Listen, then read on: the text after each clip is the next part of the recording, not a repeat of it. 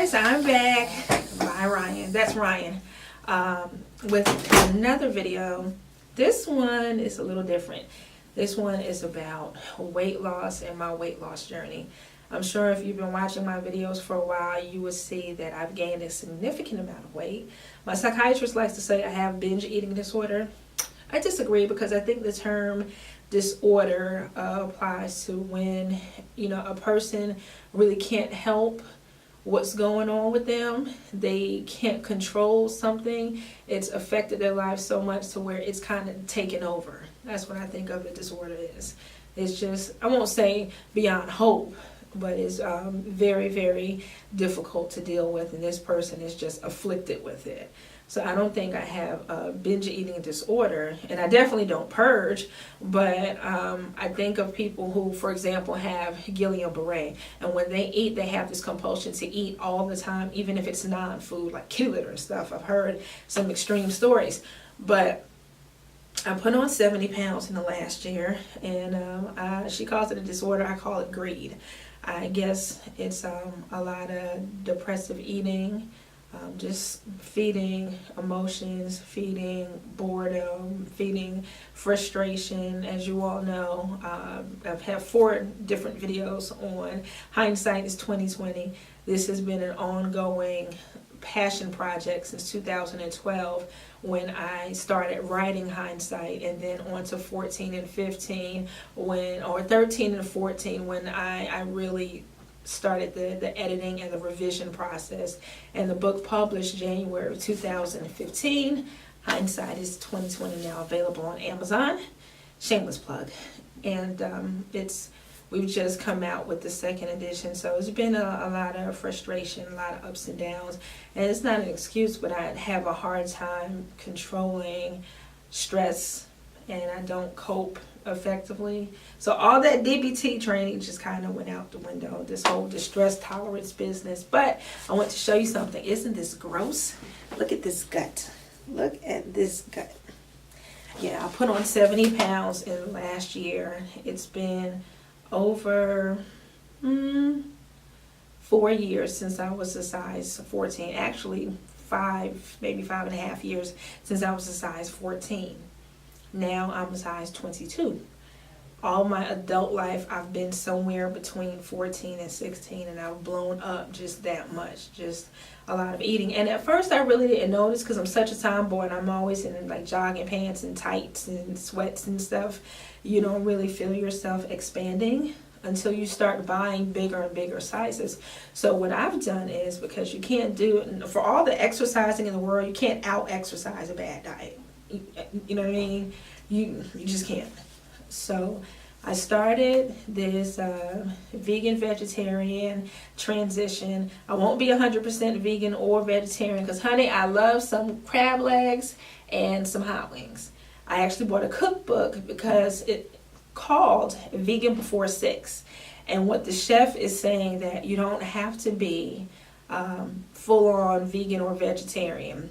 You can have one meal that's animal-based protein, and that's okay. So all the breakfasts and lunches throughout the cookbook is vegan, and then the dinner is animal-based protein. Me, I would do it the other way around because, the end of the day, your body's supposed to be slowing down. I would need all the carbs and the meat for breakfast, but what I've been doing, today is October the 6th, I think.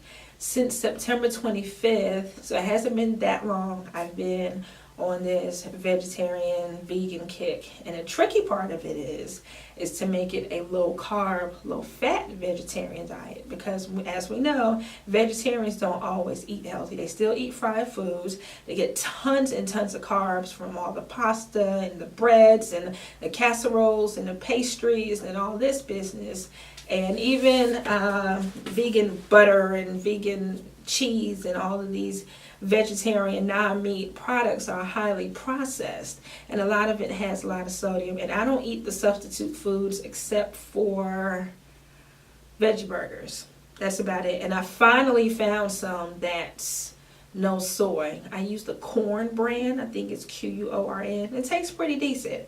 It's a non-meat, non-soy product, and I try to stay away from soy because most of it is GMO, and it's very harmful to women. It screws with your estrogen. And you talk to some farmers and agricultural types, they say they actually give soy to animals to make them gain weight. So who knows? So, trying to come up with a diet that has been, low carb and low fat has been tricky. But for the last couple of weeks, that's what I've been doing, and I've been doing okay. It's not going to be some overnight success. I had, those imitation crab, seafood, sushi roll, rice things. Yeah, I had the fake sushi rolls with the imitation crab. I had one last week and then one this week. Other than that, it's been 12 days of vegetables and cauliflower crust pizza. That was really good. And green smoothies, and I had oatmeal and, for breakfast, and a quiche. I did a nice egg white quiche with no crust. I've had stuffed cabbage rolls. So I've been really creative with what I eat. And my grocery bill has been a little bit high because you buy so much produce and fruit, especially for those green smoothies. It adds up. Eating well is not cheap. But this is month 1. I am 5'8" 3/4", almost 5'9" and 300 pounds.